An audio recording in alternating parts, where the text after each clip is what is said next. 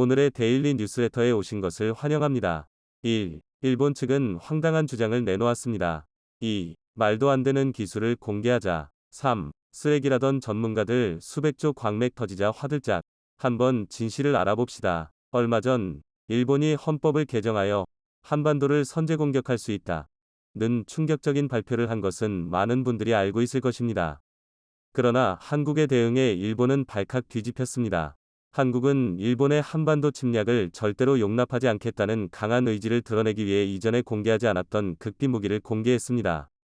한국은 일본의 한 발자국이라도 자국의 영토를 침범한다면 일본 열도를 초토화시킬 수 있는 이 극비 무기를 사용할 의지를 밝힌 것입니다.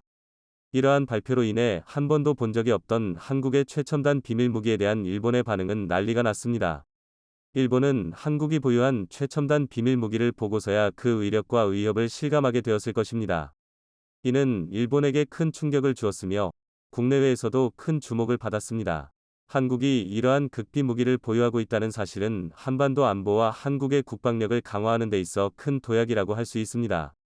이러한 상황에서 일본은 한국과의 긴장 상황을 직면하게 되었으며 국제사회는 두 나라 간의 긴장을 완화하고 대화를 통해 해결책을 모색해야 할 것입니다.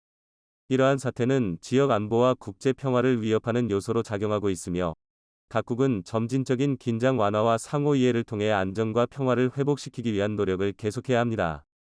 일본이 한반도 침략의 야욕을 드러낸 것은 지금으로부터 무려 150여 년 전인 1876년부터입니다. 당시 조선은 일본의 강압 아래 강화도 조약이라는 불평등 조약을 맺었는데요. 일본은 이 조약을 통해 한국이 일본에 완전히 개방하게 만들어 한반도 침략의 토대를 만들었습니다.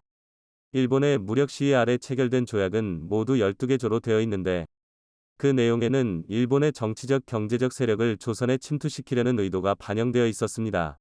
제1조에서 조선은 자주국으로서 일본과 평등한 권리를 가진다고 규정되어 있으나 이 목적은 조선에서 나라의 종주권을 배격함으로써 청나라의 간섭 없이 조선에 대한 침략을 자행할 수 있는 길을 모색하는 데 있습니다. 또한 제4조와 제5조에서는 계양장 내의 조계를 설정하여 그곳에서의 일본 상인의 자유로운 무역과 가옥의 조영 등 거주의 편의를 제공할 것을 규정하였고 제7조에서는 일본이 조선의 연해, 도서, 암초 등을 자유로이 측량하고 해도를 작성할 수 있도록 규정하였습니다. 즉 일본이 나중에 한반도를 쉽게 침략할 수 있도록 모두 샅샅이 살필 수 있게 한 것이고 제8조와 제10조에는 계양장에서의 일본인 범죄자들에 대해 현지에 파견된 일본 영사가 재판한다는 치외법권의 조항이 명시되었습니다. 이 조약에 규정되어 있는 바와 같이 일본은 계양장을 통해서 일본인을 조선에 침투시키고 여기에 조차지를 확보하여 일본 세력의 전초지로 삼고자 하였습니다.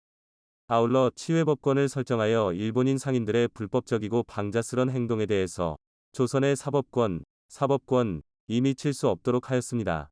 이뿐만이 아닙니다. 이후 일본은 한국의 군대를 해산시키고 한국의 사법권과 경찰권을 박탈시키더니 1910년 8월 29일부터 무려 35년 동안의 잔인한 일제강점기를 시작했습니다. 일본에 징용 및 징병된 한국인 수는 무려 500만 명, 일본을 위한 댐 공사장, 광산, 비행장, 도로, 철도 건설에 투입되어 인간 이하의 취급을 받은 한국인만 무려 72만 명, 일본군 위안부로 끌려간 한국인 여성 수만 무려 43만 명, 군인으로 징용한 여성까지 모두 합산하면 무려 238만 명, 조선 역사, 조선어를 말살하려 하였음은 물론이고 일제 말기에는 창씨개명, 신사참배 등을 통해 최소한의 조선적 기억마저도 없애려 하였고 군인 조선 총독하에서 조선인의 권리는 아주 기본적인 것도 지켜지지 않았습니다. 친일 단체들까지도 강제 해산시킬 정도로 집회, 결사의 자유를 억압하였으며 대한매일신보, 황성신문 등 조선인의 모든 신문과 출판물을 강제 폐간하여 언론의 자유 또한 박탈, 대한민국을 그야말로 쑥대밭으로 만들어 놓았습니다. 그런데 더 충격적인 것은 무려 35년 동안 수천만 명의 한국인들을 지옥에서 살도록 괴롭혀놓고 1945년 8월 제2차 세계대전에서 일본의 대참패가 확정되며 일본군이 한반도에서 완전히 철수하는 상황에서조차 한국인들을 대상으로 충격적인 일을 저질렀습니다. 1945년 8월 일본이 항복선언을 하고 한반도에서 철수하고 있었습니다. 일본이 포츠담 선언을 수락하며 항복을 선언한 지 일주일 후인 1945년 8월 22일 오전 10시, 일본에 강제로 끌려갔던 한국인 노동자 7천여 명은 일본에서 오랜 강제노역을 마치고 드디어 한국에 돌아갈 수 있다는 생각에 환호를 질렀습니다. 수십 년 동안 그리워했던 가족들을 한국에서 다시 드디어 만날 수 있다는 생각에 이들의 눈가에는 눈물이 고여 있었는데요. 이렇게 기쁜 마음에 일본이 준비한 4,740톤급 화물선 무키시마오에타 일본 오미나토항에서 부산으로 향했습니다. 자, 그런데 오미나토에서 출항한 우키시마호는 갑자기 방향을 바꿔 일본 마이즈루항으로 향하더니 8월 24일 해상에서 갑자기 폭음과 함께 폭발했습니다. 일본 측은 황당한 주장을 내놓았습니다. 폭발의 원인은 배에 함께 탔던 일본인 장교들이 부산에 도착했을 때 보복이 두려워 자폭했다. 또 당시 미군의 명령대로 방향을 바꾸었을 뿐이며 만내에 부설했던 미군의 기뢰와 충돌하여 침몰했다. 라는 황당한 주장을 했습니다. 자, 그런데 일본이 발칵 뒤집혔던 이유는 바로 후쿠시마호를 실제 탐승했던 한국인 생존자들이 있었던 것. 당시 한국인 생존자들은 후쿠시마호가 폭발한 것은 일본 해군의 계획적인 범죄다. 폭발 직전에 일본 군인들이 문서 등의 물건들을 바다로 내던졌다. 다수의 일본 선원들이 폭발 전에 보트를 타고 배를 탈출했다. 전했습니다. 생존자인 고 정기영 씨의 증언에 따르면 일본 병사 둘이서 젖을 먹고 있는 아기를 보며 저 불쌍한 어린애가 꽃 몽우리도 피우지 못하고 가게 생겼으니 큰일이다. 라고 얘기했다고 하는데 이는 일본이 계획적으로 배를 폭파시킨 것임이 너무나도 명확합니다. 자, 그런데 이렇게 끔찍한 일을 저질러 놓고 반성은커녕 77년 만에 또다시 한반도 침략을 위해 헌법까지 뜯어고쳤습니다. 제2차 세계대전에서 패망 후 다른 나라에 대한 선제 공격을 못하고 군대조차 갖지 못하게 된 일본. 하지만 2022년에 일본은 다시 다른 나라를 먼저 공격할 수 있고 특히 한반도를 선제 타격할 수 있다는 충격적인 발표를 했습니다. 더 충격적인 것은 독도를 일본 땅으로 표기한 뒤 독도를 지키기 위해 선제 공격도 가능하다고 알렸는데요. 그동안 한국과 독도 영유권을 두고 역사적 사실로 싸운 결과 한국의 대참패를 당하자 이제는 무력으로 빼앗겠다는 것입니다. 이를 위해 기시다 총리는 일본 방위비로 역대 최대치인 65조 원의 예산을 편성했고 앞으로 5년 동안 무려 400조 원의 방위비를 확보할 것을 지시했습니다. 이번 회계연도보다 무려 26%나 늘어난 수준인데요. 한국을 무력으로 찍어 눌러 독도를 기필코 빼앗겠다는 것입니다. 자, 그런데 일본과 한국의 무기를 비교하는 주요 외신들의 폭탄 발표가 나오면서 일본 전역이 발칵 뒤집혔습니다. 미국 AP통신은 일본의 미쓰비시, IHI, 가와사키 중공업과 같은 대형 방산업체들은 21세기 첨단이 아니라 20세기형 무기를 판매에 머무르고 있다. 한국의 최첨단 무기들과 비교하면 일본산 무기는 상대적으로 가격이 높고 기술은 노후화됐을 뿐만 아니라 부족한 정부 지원으로 경쟁력마저 떨어진다. 보도했습니다. 심지어 일본의 사토헤이고 홋카이도 다쿠시오쿠대 교수도 일본이 기술이 발달해 있어 상황이 심각해지기만 하면 요즘 최고로 잘나가는 한국을 재빠르게 따라잡을 수 있고 장비 판매를 시작할 수 있다고 생각할 수 있지만 이는 잘못된 생각이다. 라며 문제는 일본의 방위 제품이 한국산 방위 제품처럼 1등급이 아니라는 점이며 아무도 2등급이나 3등급 제품을 1등급인 한국산보다 더 비싸게 사는데 관심이 없다. 라고 평가했습니다. 한국과 일본 모두 미국산 전투기와 기타 방위 제품들을 비슷한 규모로 수입하고 있기 때문에 한국과 일본의 방위력은 결국 각국의 방산 제품이 얼마나 뛰어난지에 따라 달렸는데 한국산이 일본산을 압도한다는 평가가 쏟아져 나오고 있습니다. 성능은 훨씬 뛰어난데 가격은 한국산이 훨씬 저렴하기 때문에 절대 금액으로 방위 예산은 일본이 한국보다 더 높을지 몰라도 방위력은 한국이 일본을 압도하고 있습니다.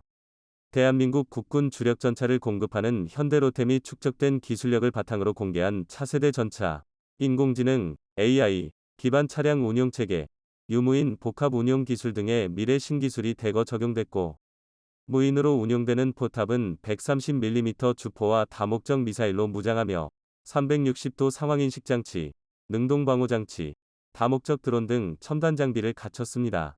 일본의 구형 전차는 감히 비교를 거부하는 수준입니다. 전 세계 전문가들은 한국과 일본이 독도에서 맞서 싸우게 되면 가장 중요한 전력은 해군과 공군. 그런데 공군은 한국의 압승을 예고했습니다.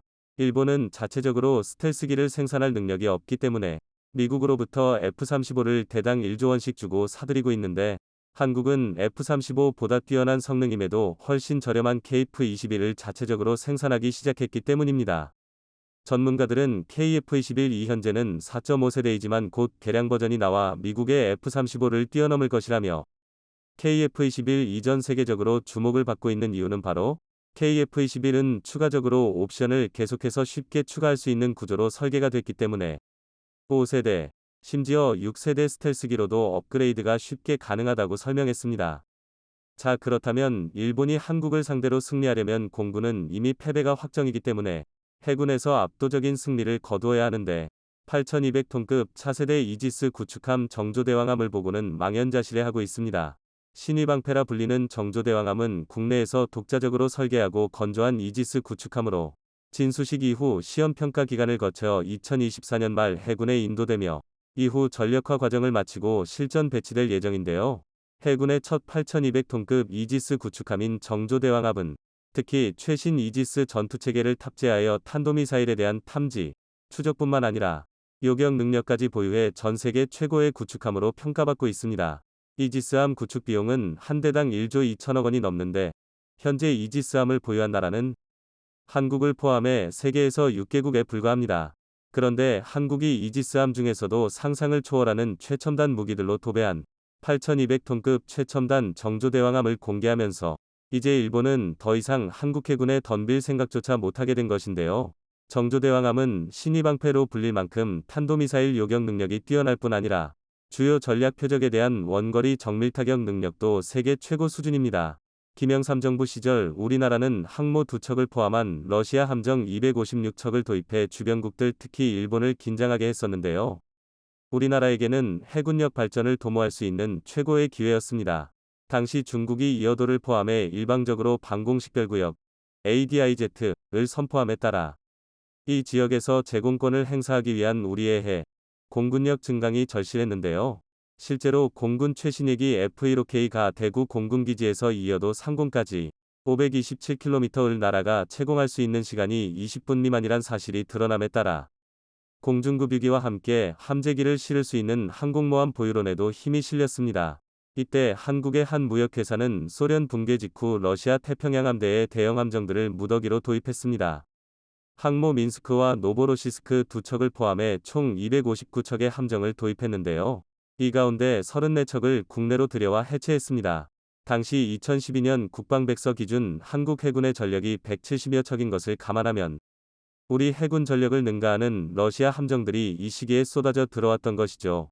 1991년 소련 해체 후 경제 사정이 극도로 나빠지자 러시아는 연간 1억 5천만 달러에 달하는 유지비를 댈 수 없다는 이유로 함정 매각을 결정했습니다. 당시 우리나라도 소련이 해체되면서 각종 군사 장비를 해외에 판매하니 러시아제 무기를 들여오면 고철로도 활용할 수 있고 그대로 군사용으로 전환하는 것은 어렵더라도 러시아로부터 키예프급 항공모함 민스크와 노보로시스크 매입에 나서게 됩니다.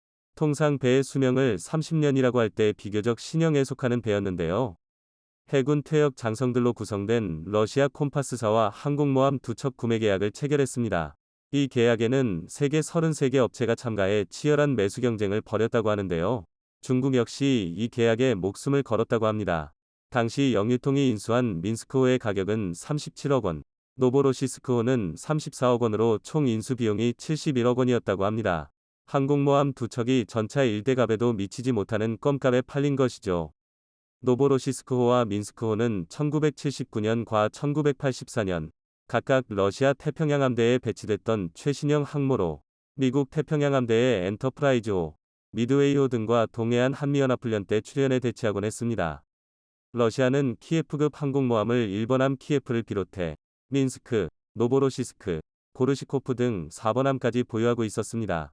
1번함 키예프는 2000년 중국의 고철로 매각돼 현재 텐진시 해상관광 테마파크 플랫폼으로 활용 중입니다.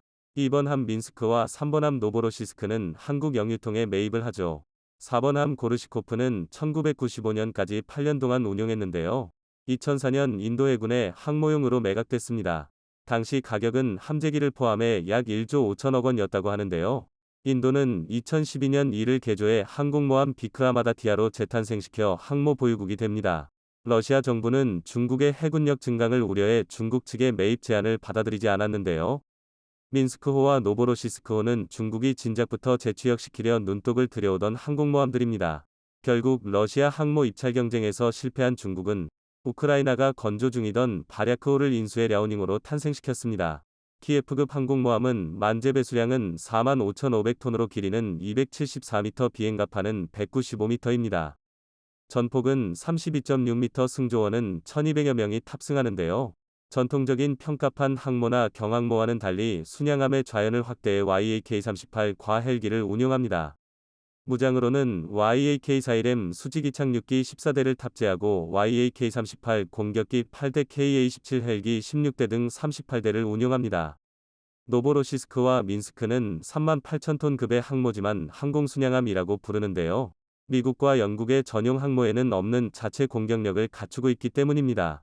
대공미사일 대한미사일을 탑재하고 있고 대잠미사일은 RBU-6000을 그리고 RBU-12000 어뢰발사관을 장착하고 있습니다. 따라서 대수상, 대잠전 수행 능력 대공 전투 능력까지 보유한 강력한 항모로 알려졌죠. 1994년 11월 러시아 국방부는 항모 두 척의 한국 판매를 승인합니다. 이때 한국은 항공모함을 분해하고 역설계의 항공모함 기술을 습득할 수 있는 절호의 기회가 생긴 것이죠. 하지만 배아픈 일본이 방해를 시작합니다. 러시아가 한국 판매를 승인하자 이때부터 도쿄신문과 NHK 등 일본의 언론 플레이가 시작됐는데요. 도쿄신문은 한국과 러시아 양국에서 두 회사 간의 계약 체결 사실이 알려지기 전부터 이 사실을 보도했습니다. 또 한국이 들여올 퇴역 항모 두 척이 사실상 현역 함정이라고 거짓 주장을 하기도 합니다. 특히 일본 공영방송인 NHK가 민스크호의 내부를 살살이 촬영해 방영한 프로그램은 일본은 물론 러시아 정부까지 긴장시켰습니다. 고철덩어리라고 알려진 것과 달리 주요 장비가 건재하다는 것이 생생하게 확인됐기 때문이었죠. 일본 정부가 자국 언론을 통해 러시아에 알려 한국을 견제한 것인데요. 영유통은 계약서상 이 항모를 1터부터 2m 위 고철로 해체하는 과정에 이들의 주장을 반박했으나 두 나라 정부의 우려를 잠재우는 데는 실패했습니다. 일본 언론들은 한국의 항모를 매각하면 군사용으로 전용할 가능성이 높다고 보도하면서 미국과 중국 등을 부추기기 시작했습니다. 일본의 목적은 러시아를 움직여 항모 매각을 원점으로 돌리려고 한 것인데요. 계약서 내용으로만 따진다면 두 항모는 훨씬 더 나은 모습으로 한국으로 인도됐어야 했습니다. 항모를 수입한 영유통이 러시아 퇴역 함정 판매대 행사인 콤파스사와 1994년 체결한 계약서에는 이 항모를 현재의 위치에서 그대로 넘긴다고 돼 있었죠. 러시아의 태평양 해군기지에 정박해 있던 이 항모는 비록 한 차례 화재가 났었고 결국 러시아 극동세 광국은 민스크호와 노보로시스크호에는 중앙지휘센터 장비와 레이더, R.D. 방공정보 시스템 미사일 발사대와 지휘 시스템, 표적 탐지 시스템 등이 방치돼 있었다며 계약에 따른 인도 준비가 돼 있지 않으며 영유통에 앞서 구입을 시도했던 중국에 전매될 가능성도 있어 아태 지역 안보에 중대한 영향을 줄지도 모른다고 조사 결과를 러시아 정부에 보고하는데요. 이 사실은 러시아와 일본 언론에 대서특필됩니다. 일본 마이니치 신문은 아시아 태평양 지역 안보에 심대한 악영향을 미칠 것이라고 보도하며 분위기를 잡아가죠. 결국 러시아 정부는 민스크와 노보로시스크의 해당 설비들을 수류탄으로 폭파하거나 제거합니다.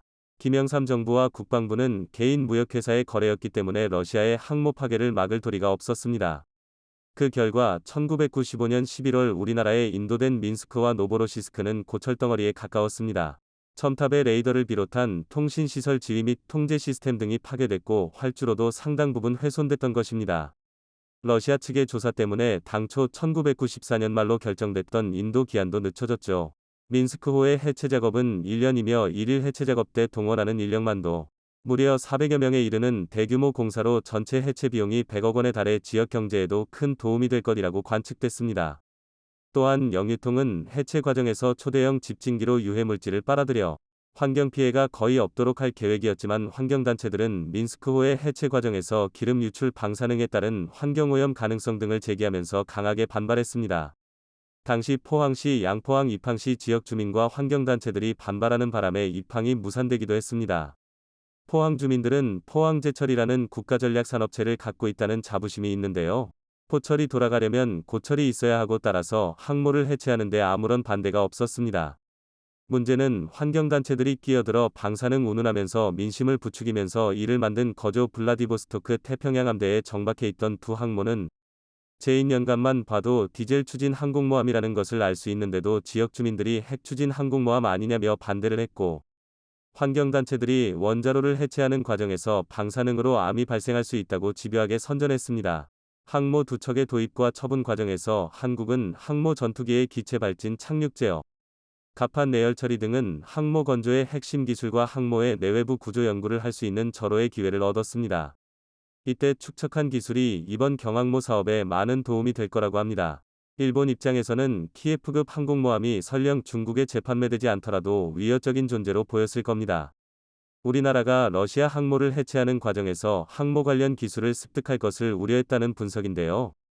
2차 세계대전 전 영국의 퇴역 항공모함을 사다 항모를 자체 제작한 경험이 있는 일본으로서는 수준급 조선 기술을 갖고 있는 한국이 고철 항모를 매입하는 게 크게 신경 쓰였던 것이죠. 당시 온갖 풍파 끝에 노보로시스크를 해체하고 두 번째 항모인 민스크를 해체하려니 엄두가 안 났다고 합니다. 민스크 역시 환경단체들의 집요한 반대로 해체 장소를 찾지 못해 마산과 포항, 군산 등의 항만을 떠도는 천덕꾸러기 신세로 전락합니다. 민스크를 인수해온 영유통의 입장에서는 민스크를 빨리 해치워버려야 계약한 나머지 259척의 함정을 고철 처리할 수 있었는데요. 계속 미뤄지니 손실이 매우 컸었다고 합니다. 결국 해체가 어려워지자 러시아 국방부와 수차례 협의 후 해상관광호텔로 용도 변경 허가를 받는데 성공합니다. 당시 김영삼 정부에서는 독도의 동도와 서도 사이에 민스크호를 정박시켜 해상관광호텔로 사용하자는 의견이 나왔는데요. 민스크호의 활주로를 사용한다면 군사적인 이점도 있다고 판단한 것이죠. 하지만 때맞춰 터진 IMF 사태로 투자자를 찾지 못한 민스크호는 수입 3년 만에 결국 중국의 고철용으로 팔려갑니다. 만약 당시 민스크호가 독도에 정박되어 해상관광호텔로 사용됐다면 어땠을까요? 세계 경제는 자원 경쟁을 넘어 자원 독점까지 치닫고 있습니다. 그 중심에는 중국이 있었는데요. 자원 경쟁에 있어서 자신들이 선두주자를 빼앗길 리 없다고 생각하던 중국은 본격적으로 가격 통제에 들어가 세계 경제를 마음대로 휘두르려 했습니다. 중국의 만행은 각국의 전문가들이 향후 중국이 자원 무기화를 추진하고 그 과정에서 각국의 자원 민족주의를 자극하면서 국제 정치, 경제 질서에 대혼란을 가져올 것이라며 걱정할 정도였는데요. 실제로 작년 중국 정부는 사전 공지 없이 요소와 마그네슘 수출을 제한해 관련국들이 피해를 본 적도 있었죠. 그런데 그들의 계획은 한 나라에 의해 허무하게 막혀버렸습니다. 그 나라는 바로 대한민국이었는데요. 한국이 숨겨놓은 카드 한 장에 그들의 계획은 철저히 망가졌고 전 세계는 한국의 선구안에 감탄을 금치 못했습니다. 중국의 계획을 망가뜨린 건 다름 아닌 태평양 지역에 한국이 소유한 보잘것없어 보이는 작은 땅덩어리 하나였는데요. 대체 한국이 소유한 땅이 어떤 위력을 지니고 있었는지, 그리고 천하의 중국이 어째서 앞으로 암울한 현실을 마주할 수밖에 없게 됐는지 자세히 살펴보겠습니다. 얼마 전 테슬라의 경영자 일론 머스크가 자신의 SNS에 게재한 푸념이 인터넷상에서 한창 화제가 되었는데요. 세계적인 갑부인 그조차도 감당하기 힘들 정도로 엄청난 가격의 광물 가격 때문이었습니다. 실제로 그는 리튬 가격을 보면서 미친, 인세인 가격이라는 표현까지 할 정도로 엄청난 가격 폭등에 테슬라는 비용이 개선되지 않는다면 실제 채굴과 정제에 직접 대규모로 진출해야 할지 모른다. 라는 말까지 남겼습니다. 일론 머스크를 한숨 짓게 만든 리튬은 전기차 배터리에 있어 가장 필수적인 광물로 유명합니다. 전기차 가격의 3040%를 차지하는 부품이 전기차 배터리인 만큼 리튬의 가격 상승은 전기차 가격의 상승과 직결되는 심각한 문제입니다. 하지만 리튬은 구할 수 있는 곳이 한정적인 굉장히 희귀한 자원인데요. 테슬라가 주로 의존하는 수입처는 바로 막대한 양의 히토류를 보유하고 있는 중국입니다. 그러나 미중 무역 갈등을 비롯해 우크라이나 전쟁을 거쳐 자원전쟁은 가속화되었고 히토류 보유국이라는 타이틀이 미래 국가 경쟁력에 영향을 미치면서 중국은 의도적으로 수출량을 줄여나가기 시작했는데요. 리튬 채굴량을 조절하는 방식으로 가격을 의도적으로 높이는 치밀함을 보였습니다. 중국의 만행과 더불어 팬데믹 사태도 히토류 생산의 걸림돌이었습니다. 히토류를 캐기 위해서는 많은 인력이 동원되어야 하지만 전염병으로 앓아 누운 이들은 일을 할 수 없기에 목표 생산량을 채우는 것은 불가능에 가까웠습니다. 중국의 공장을 짓고 수급에 있어 최선을 다한다고 해도 외부 요인에 의해 히토류 수급이 어려워 판매에 지장을 미치게 되는 것이죠. 이런 상황의 피해자는 앞서 나온 일론 머스크였습니다. 그의 푸념이 시사하는 것은 앞으로 미중 간 갈등이 지속적으로 이어질 것이며 테슬라와 같은 피해 기업들, 더 나아가 피해 국가들이 계속해서 나올 것이라는 것입니다. 일론 머스크 외에도 전기차 시장에 뛰어든 이들 역시 같은 생각이었습니다. 한국 기업들도 안정적인 수급처를 찾는 데 혈안이었는데요. 그중 하나인 포스코 역시 안정적인 자원 수급을 위해 세계 곳곳을 돌아다니며 리튬 광산을 물색했습니다. 그러다 아르헨티나 옴브레 무에르토 여모를 발견해 가능성을 보고 리튬 광산 개발에 착수하며 업계를 한바탕 들썩이게 만들었죠. 생각 이상으로 많은 양의 리튬이 묻혀 있는 것을 발견해 안정적인 공급이 가능해져 미래 경쟁에 있어 리튬 부족으로 인한 곤란을 겪지 않게 되었습니다. 해외 100% 수입에 의존하던 리튬 소재를 국산화할 수 있다는 기쁜 소식. 하지만 모두가 포스코와 같은 행운을 누릴 수 있는 것은 아니었습니다. 수많은 전기차 제조업체 및 배터리 생산업체들은 더 많은 양의 히토리를 확보하기 위한 치열한 확보 전쟁을 벌이고 있는 상황입니다. 그런데 모두가 간절한 지금 한국에게 대형 희소식이 전해졌습니다. 바로 한국이 보유하고 있는 태평양 땅에서 예상을 웃도는 엄청난 양의 히토리를 캐낼 수 있다는 소식이 전해진 것입니다. 한국은 한반도 외에 여러 해외 영토를 소유하고 있습니다. 많은 사람들이 모르는 사실 중 하나가 바로 태평양에 한국 땅이 있다는 사실인데요. 하와이 근처에 위치한 클라리온 클리퍼톤 해역이 바로 그곳입니다. 이 지역은 해저에 있는 단열대가 위치한 곳으로 각종 광물은 물론이고 심해 자원을 쉽게 얻을 수 있는 장소입니다. 아무도 신경 쓰지 않던 이곳의 가치를 특유의 선구안으로 알아본 대한민국은 곧바로 선행 투자를 감행했습니다. 공해 지역을 담당하는 국제해적기구 ISA는 분담금을 낸 한국에게 클라리온 클리퍼톤 지역 일부분의 땅을 내어주었고 그 결과는 어땠을까요? 3천만 달러, 하나로 약 334억 원을 주고 투자한 이 땅은 한국에게 있어 절호의 기회였습니다. 한국이 허가받은 땅의 약 50%인 7만 5천 제곱킬로미터를 단독 개발할 수 있는 권리를 얻게 된 것인데요. 이 땅에는 여러 심해 자원들, 두 종류를 비롯해 산호와 물고기 종류들이 있지만 그것보다도 더 중요한 가치를 지닌 검은 황금, 망간 단계가 잠들어 있는 곳입니다. 이 망간 단계를 한국이 독점적으로 캐낼 수 있게 됐습니다. 추정치로 약 5억 6천만 톤이 묻혀 있는 이 지역은 매년 300만 톤씩 채굴한다고 가정하면 100년 이상 이득을 볼 수 있는 곳으로 금액으로 환산하면 200조 원이 넘는 가치를 지닌 곳입니다. 코발트, 니켈, 구리 등이 함유되어 있는 광물인 망간 단계는 여러 광물이 결합되어 있어 분해하는 데 섬세한 기술력이 필요합니다. 따라서 어느 정도 그 기술력이 뒷받침이 되어야 개발할 수 있고 전 세계에서도 한정된 국가만 제대로 개발을 할 수 있는데요. 한국은 세계에서 기술력은 물론이고 분해 능력에 있어서 탁월한 능력을 보이는 국가입니다. 중국이나 동남아시아 국가들이 한국의 채굴 능력을 줄을 서서 배워갈 정도로 그 탁월함은 세계에 정평이 나 있는 상황입니다. 이제까지 탐색만 하고 개발에 지지부진했지만 올해부터 본격적인 개발과 분해에 나서게 되면서 히토류로 산업을 장악하려던 중국의 영향을 받지 않고 앞서 나가게 될 것이란 관측이 나옵니다. 흥미로운 것은 한국이 확보한 광구는 한두 개가 아니라는 것입니다. 서태평양 마젤란 해역에도 한국은 만감각 투자를 한 바 있었고 현재 탐사를 진행 중에 있습니다. 부존 자원이 얼마나 되는지 확인한 후 자원을 본격적으로 채굴한다면 클라리온 클리퍼톤 지역보다 더 막대한 이득을 볼 가능성도 배제할 수 없다는 분석이 압도적입니다. 여기에 더해 한국은 인도양 중앙해령 열수광상을 포함해 피지, 톤가 지역의 열수광상 지대를 확보해 놓은 상태인데요. 이 지역 역시 지질 검사와 채산성 테스트만 통과한다면 바로 한국이 자원을 캘 수 있는 장소입니다.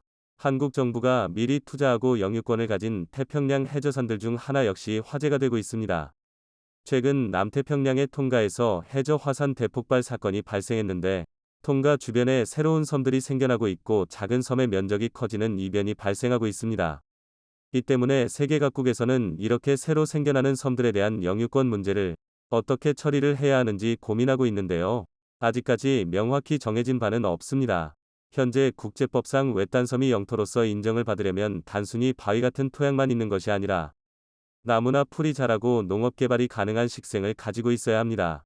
여기에 국가 소속의 공무원이나 군인이 아닌 민간인이 자급자족하며 거주가 가능해야 외딴섬이 영토로서 인정받을 수 있습니다. 만약 이런 조건이 충족되지 못하면 섬이어도 암초 취급을 받는데요. 이미 있는 섬도 가다로운 조건이 있는데 갑자기 솟아난 화산섬은 국가에서 영유권을 주장하기 더욱 애매합니다. 이 때문에 세계 각국에서 암묵적으로 인정하는 관습이 있는데 바로 공해 해저에 있는 해산을 먼저 선점한 국가가 새로 솟아난 화산섬을 가져가는 것입니다. 한국은 이미 2000년대부터 화산 활동이 활발한 통가 해역의 해산을 선점했는데요. 바로 장보고 해산입니다. 현재 이 일대 화산 활동으로 화산섬들이 계속 발생하면서 장보고 해산도 수면 위로 드러날 가능성이 높아졌습니다.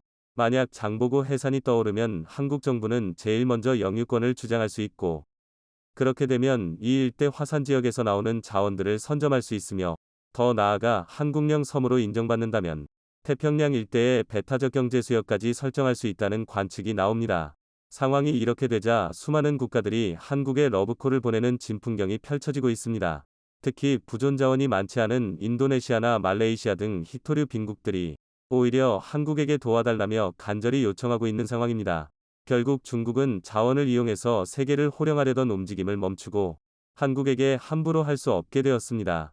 현재 전기차 수요는 가히 폭발적이며, 그에 따라 전기차 배터리와 이에 수반되는 자원 수요는 지속적으로 폭증할 것으로 전망되는데요. 이 때문에 전기차 시장에서 자원 부족으로 어려움을 겪을 한국이 오히려 일찍부터 투자한 해양 영토를 기반으로 성장하자 중국은 한국에 꼬리 내릴 수밖에 없었습니다.